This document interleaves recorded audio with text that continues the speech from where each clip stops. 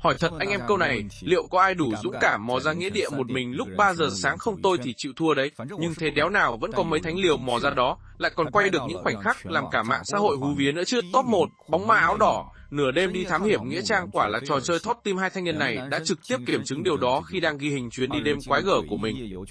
Từ xa, ống kính máy quay bắt chọn một bóng người mặc bộ đồ đỏ truyền thống, làn da trắng bệch phát ra ánh sáng mờ ảo trong đêm tối.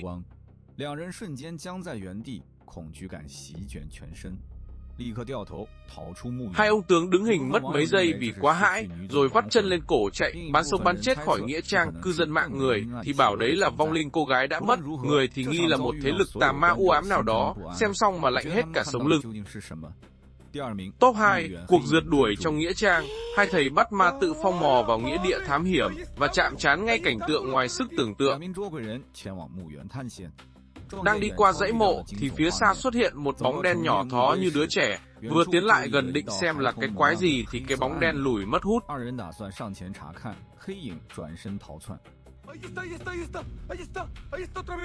Cả nhóm đuổi theo thì thấy một cái hố sâu dưới đất, nghi ngờ bóng đen chui xuống đó. Một ông hét lớn xuống dưới hố, ai ngờ bên dưới lại truyền lên tiếng trả lời thật.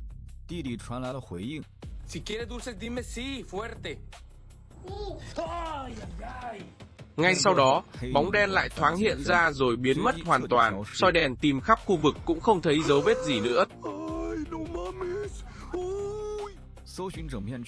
Pha hù dọa thót tim làm hai thanh niên sợ tới già, thề sống thề chết, không bao giờ bén mảng đến nghĩa địa lần thứ hai.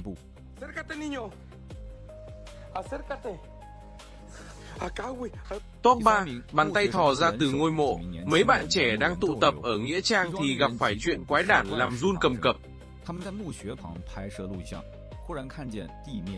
Đang quay video bên cạnh mộ, đột nhiên bệ đá nhúc nhích, một bàn tay tái nhợt, lở loét như gạt đất thò ra từ khe hở, bấu chặt lấy bia đá.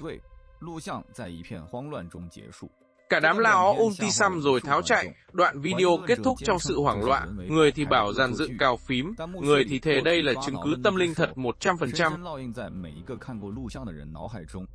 Top 4, bóng ma quỷ nhập. Một thanh niên đi dạo qua nghĩa trang, lúc nửa đêm đã đụng độ cảnh tượng ám ảnh cả đời.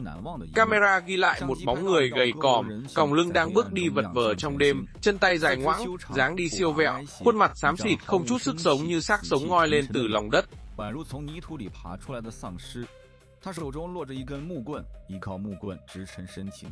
Gã chống gậy lê từng bước nặng nề, người xem không khỏi rợn tóc mai nghi ngờ, đây là một cái xác đang đi lại. Thanh niên quay clip từ đó về sau không bao giờ dám bén mảng qua con đường đó nữa.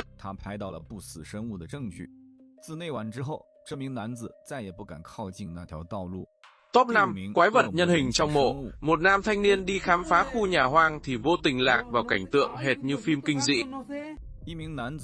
Mò vào căn phòng u uất, cảnh tượng bên trong làm anh ta nổi hết gai ốc. Ngay chính giữa phòng, trong một hố sâu giống như huyệt mộ, có một sinh vật dạng người quấn đầy vải tựa máu.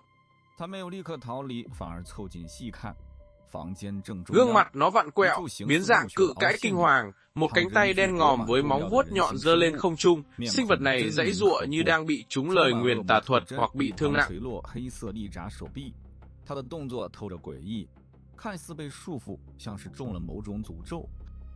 Chỉ cần nhìn qua đoạn clip cũng đủ làm người ta sởn tóc móc mỏ. Anh em xem video thấy sinh vật dị hợm này là cái giống gì?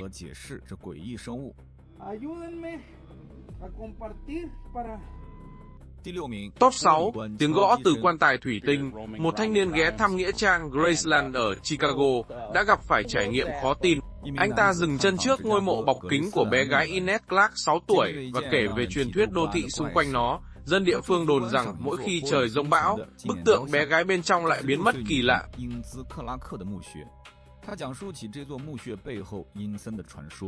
Đang vừa quay vừa chém gió thì đùng một cái, từ bên trong lồng kính phát ra tiếng cốc cốc, cực kỳ rõ ràng thanh niên đứng hình mất vài giây, mặt cắt không còn một giọt máu.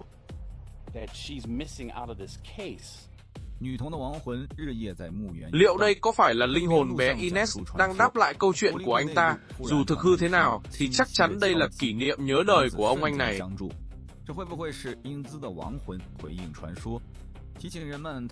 Khuyên thật, anh em đừng dại mò vào nghĩa trang ban đêm, không phải ai cũng may mắn thoát thân êm đẹp như ông này đâu.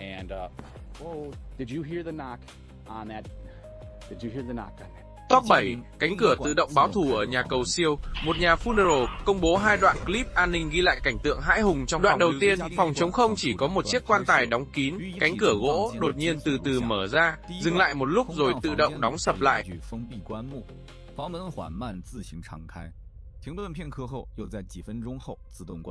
Đoạn thứ hai ở phòng khác còn ghê hơn, cánh cửa không mở từ từ mà bị bật tung ra như có ai đó đạp mạnh từ bên trong. Thời điểm quay không hề mở cửa sổ, không có gió lùa và tuyệt đối không có nhân viên nào ở đó. Nhân viên ở đây đồn rằng linh hồn người chết chưa được làm lễ nên nổi giận, giờ ai vào phòng cũng phải gõ cửa xin phép trước cho lành.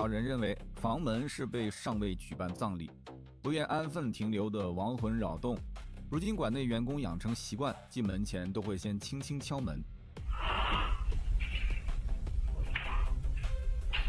Top 8, vũng nước tự xoáy dị thường. Nhân viên nghĩa trang đang dọn dẹp vệ sinh khu vực dốc mộ thì phát hiện hiện tượng lạ.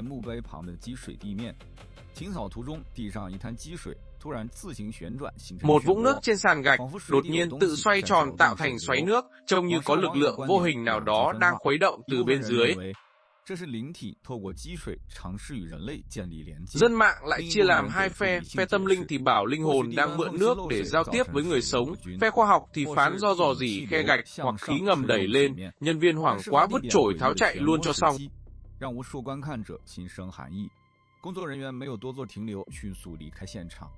Top 9, bóng mơ mặc đồ trắng trên ghế dài. Một TikToker chuyên săn ma đi khám phá nghĩa trang cũ, đang dùng máy đo từ trường thì phát hiện cảnh tượng giật một người phụ nữ mặc đồ trắng ngồi im lìm trên ghế đá. TikToker tiến lại gần bắt chuyện, nhưng cô ta hoàn toàn bơ đi như không tồn tại. Thấy gợn gợn nên vội rút lui, ai ngờ lúc lái xe đi ra, một bóng trắng cứ lẳng lặng bám theo phía sau xe.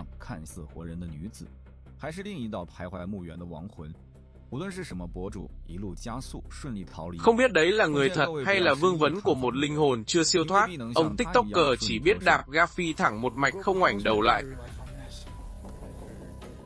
Top 10, nghi lễ tế bái kỳ dị trong nghĩa trang. Để muộn đi qua nghĩa địa, một thanh niên vô tình chứng kiến nghi thức kinh hoàng như trong phim tà giáo. Một nhóm người mặc áo trùm đầu đứng thành vòng tròn, lẩm nhẩm những lời chú kỳ quái, dưới đất vẽ đầy các ký tự tà thuật ghê rợn.